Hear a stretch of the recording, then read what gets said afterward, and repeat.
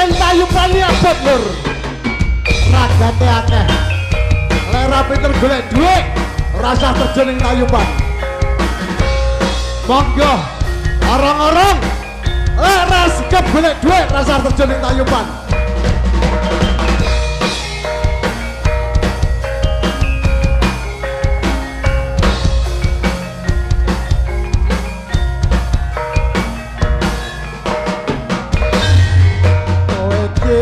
kok kaya ngono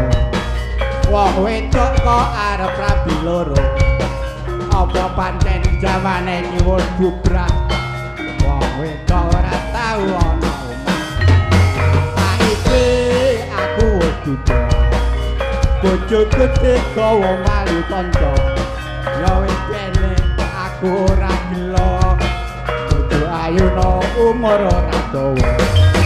orang-orang gendong-gendong bojo moblong di pek uang orang-orang gendong-gendong bojo moblong di kandang uang orang-orang gendong-gendong bojo moblong di pek uang kentang nggo wajah terang bojo moblong di kandang uang dong bojo moblong dipek ngowang kentang nggo adah terong bojo moblong dikandhal ngowang ngarang gendong-gendong bojo moblong dipek ngowang kentang nggo adah terong bojo moblong dikandhal ngowang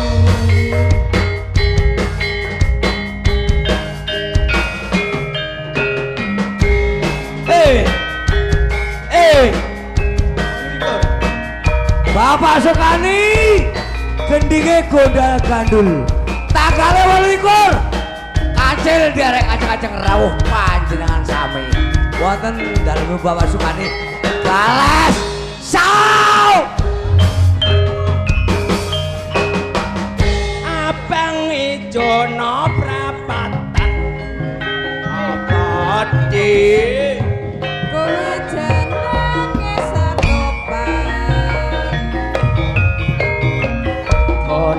kandul rakarungan apa bayu kuwi jandange abang-abang rakotangan apa rambut kuwi jandange rambutan kona kandul rakotangan apa bayu kuwi jandange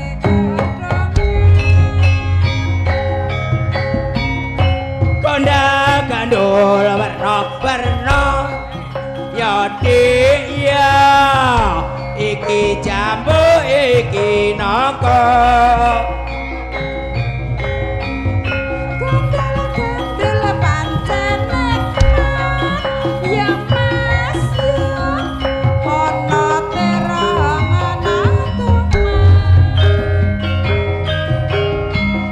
gondel gandul ana kuping apa rambut kuwi ngono ante-ante gondal gandul sing mbok gawa kuwi apa Mbah Sukani emono duwe Mbak Mul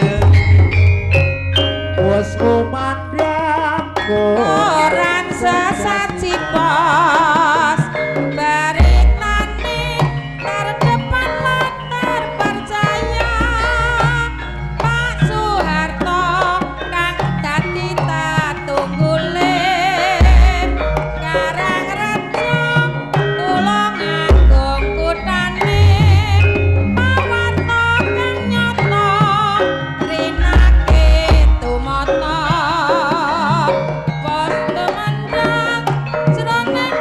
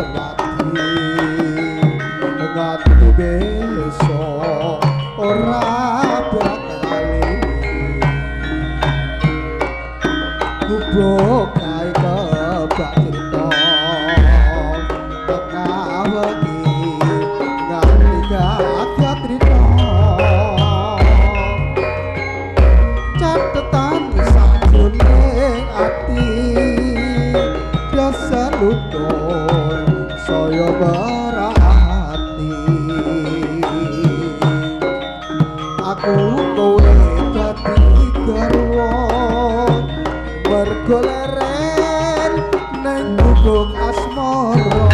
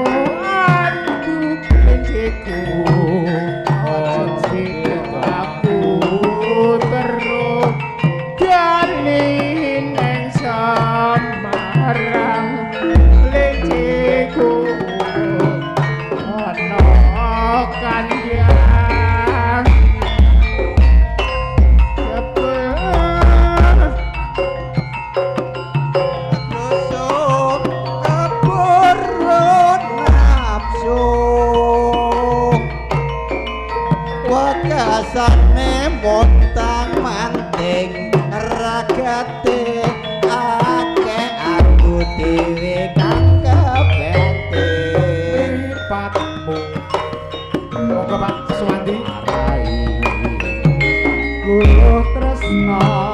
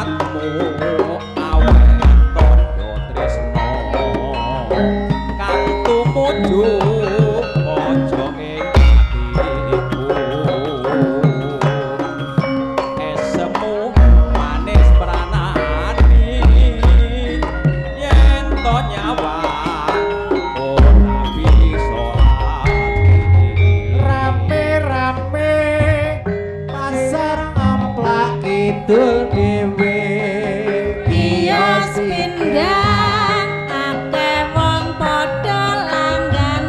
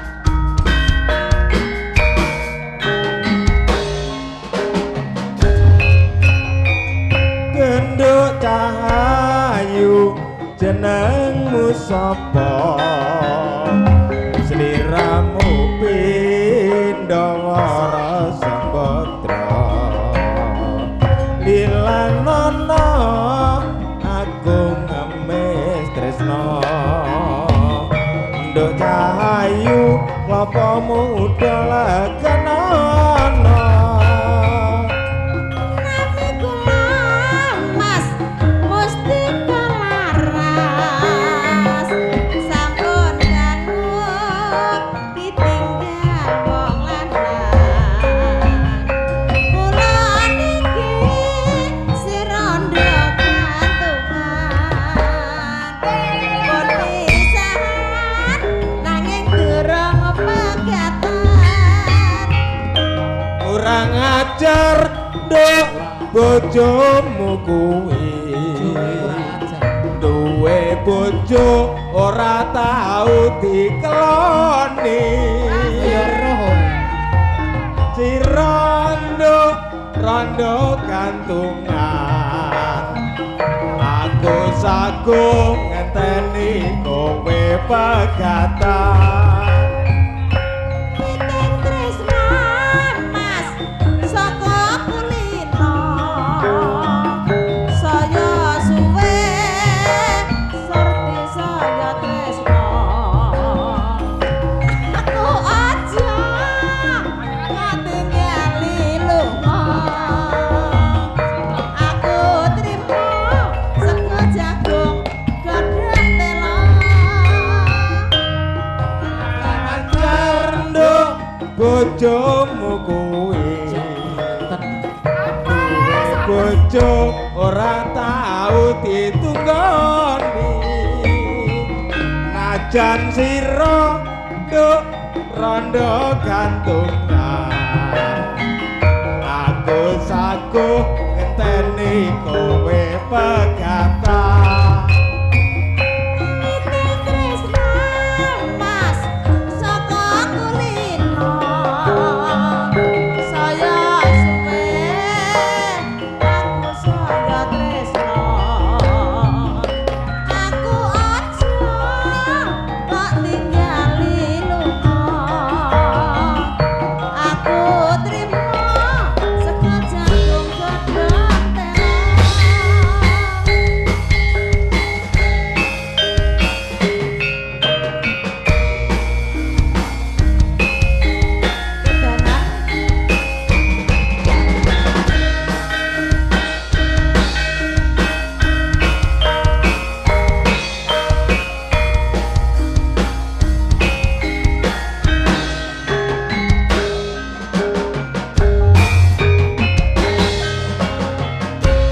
sapa sing ora kedanan mripate blala-blala gawe-awe kabugan ati lan mangku yen anyawa esem uyumu sayange anakku loro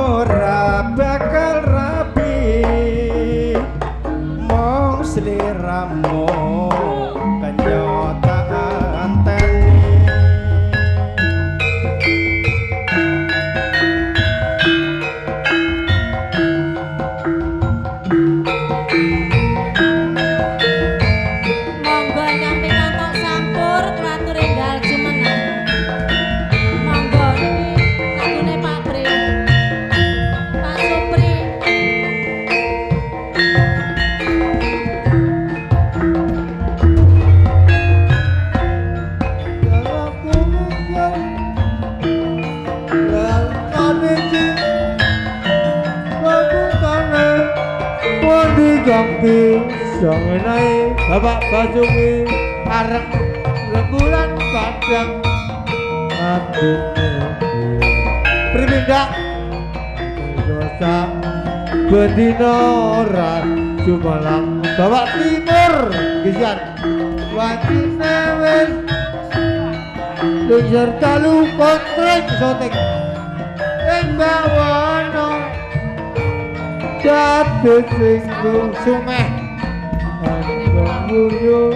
uripe muka sendu ajaramu watone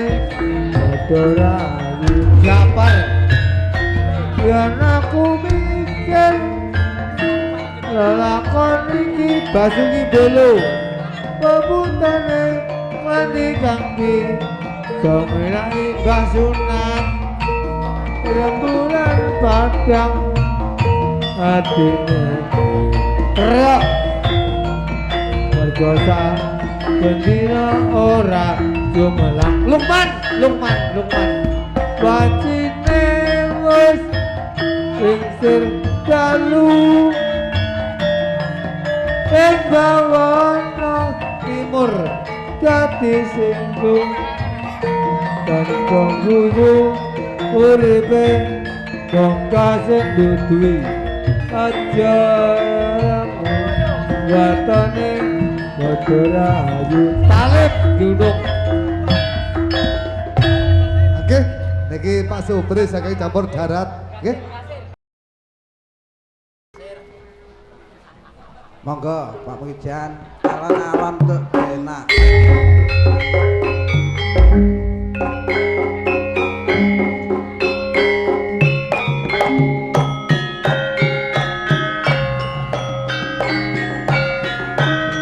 kosong ora enak lebune centang mesti penak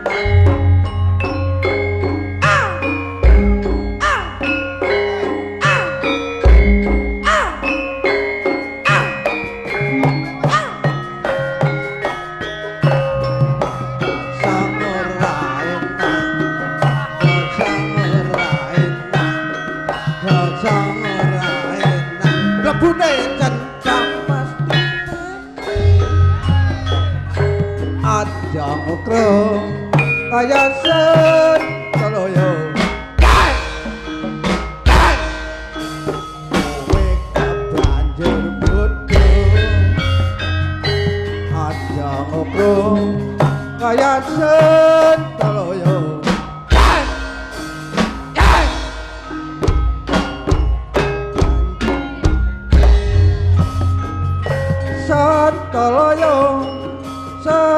Sotoloyo Kumandang Macarya pabrik Rekot selah Beti Sotoloyo Sapi pabrik doyan gawe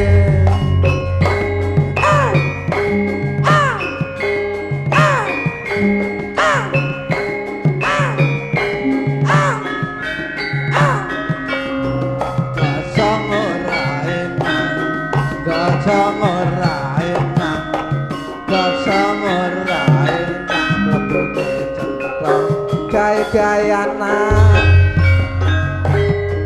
jamu pro kaya setoloyo kowe kebanjur bodho ada okro kaya setoloyo kowe kebanjur bodho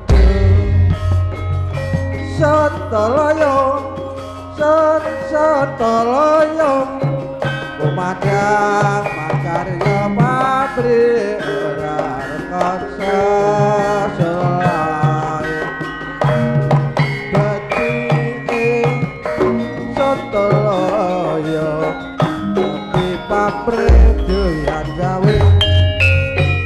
ngalor ngidul boten temu isih tak kempit tak simpen ning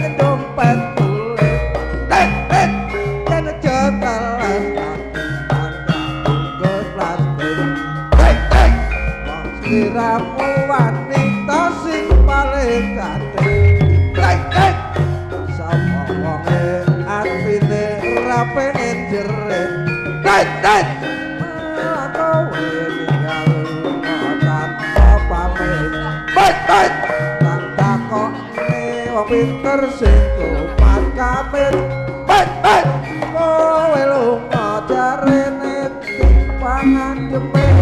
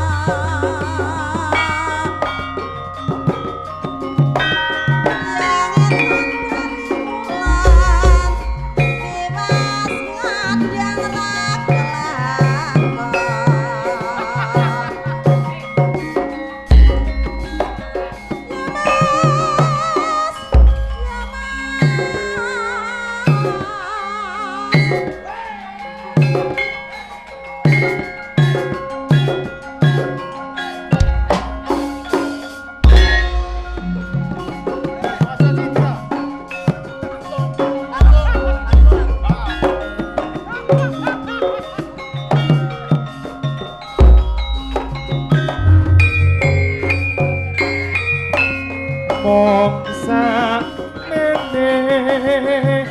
pungkasane Palikan tresmanmu monggo Pak Parni saking Bluk. Wes bejane yen nakuti tresnanku ngeling ngono sliramu wis nate janji prastya nanging nyata saiki mung tansah gawe biyen mulane aku ora wis kandha aku nestan ora kandha donya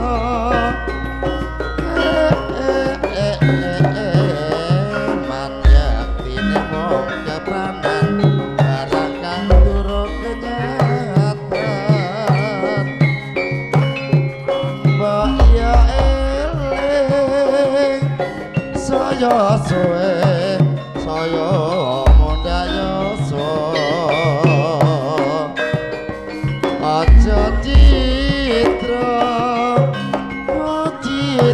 bakal namai tuna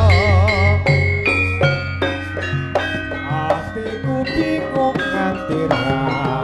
bisa turu amarga slirane ben bedon aja nunggu ora waku angel gonku nglalekake saben wengi anggodo atiku katon mamerke ayune yen suwe ora ketemu kaya bangun wis goang rasane sasabate ati iki ingkang bisa nulungi ora liya Pak Japar sing tak sayangi tak suwut enggal lile atimu nora ketang sak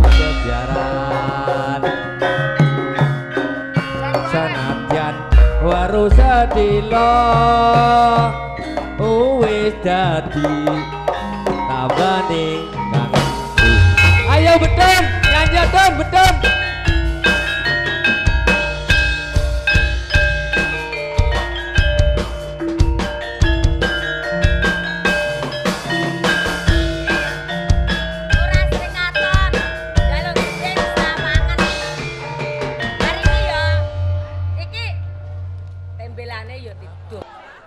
Monggo.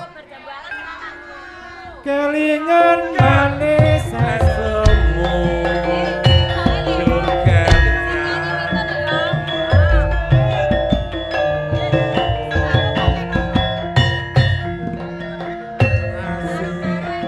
Kasih sayang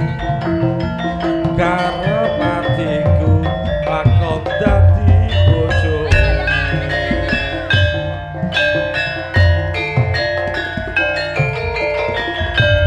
Sayang wis duwe bojo nanging aku wis kadung tresno nelongso rasane ati karep atiku lakon dadi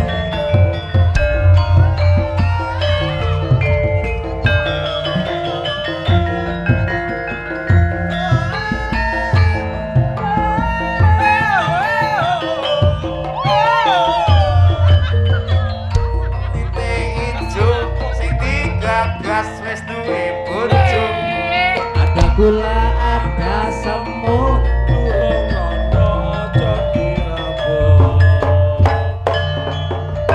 Sumpah neng batin yen kula tidak dikawin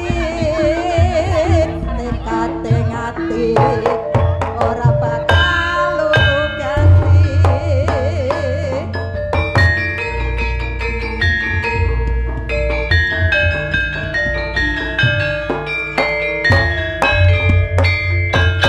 Sumpah sumpah sumpah wis janji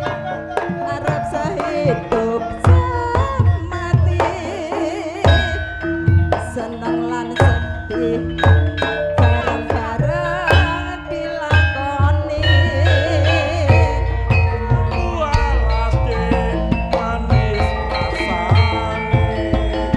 sajan bilang tak anteni rondomu. Sayang wis duwe bojo nanging aku wis kadung tresno nelongso rasane ngati yen aku ora bakal lakon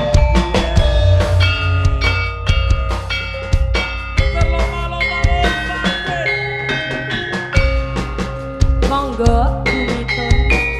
apa aku kurang dadi iki gendengmu aja ya.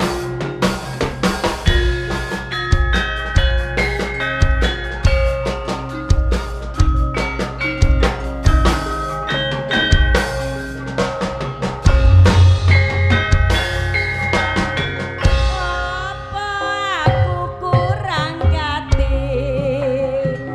Apa aku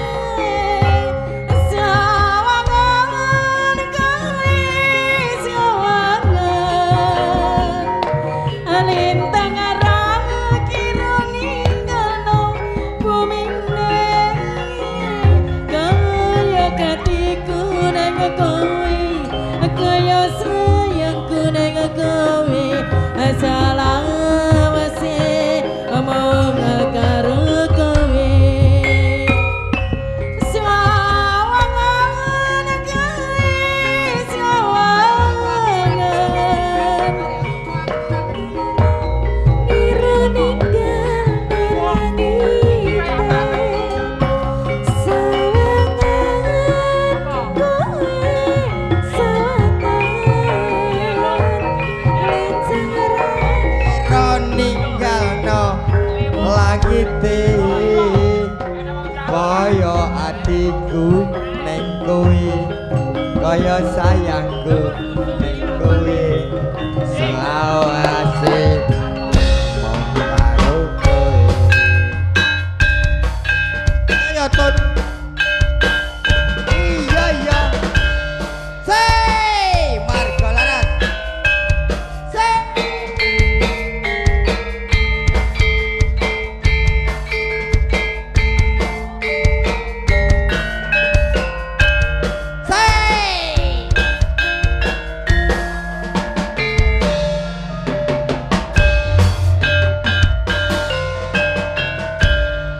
ngantile wong atiku nalikane sepisan ketemu Loro tar. Sing njaluk liwung loro. Ha. Kowe keri. Apa bagus dadi lagu gedang ati rintian siang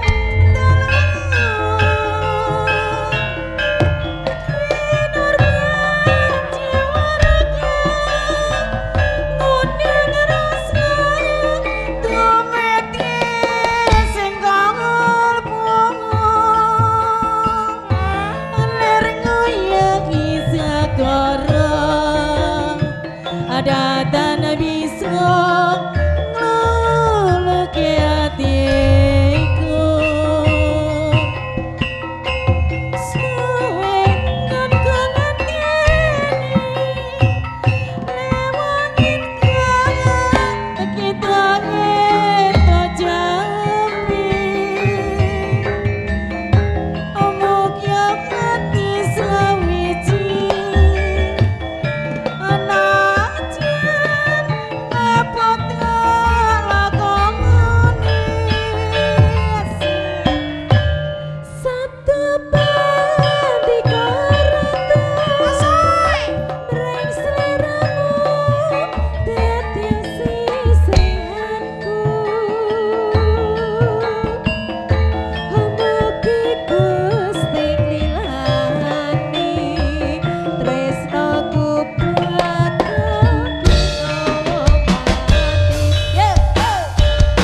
Bapak Basong Song Basong nah ini dulur lanang ini wes sei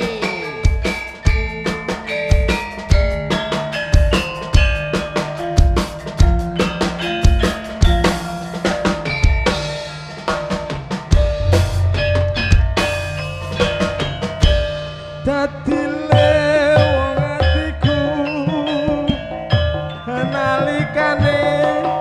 sepisan ketemu wong ayu dadi lagu godho ati rinten siang dalu kinurban jiwa raga ndang rasa tumetes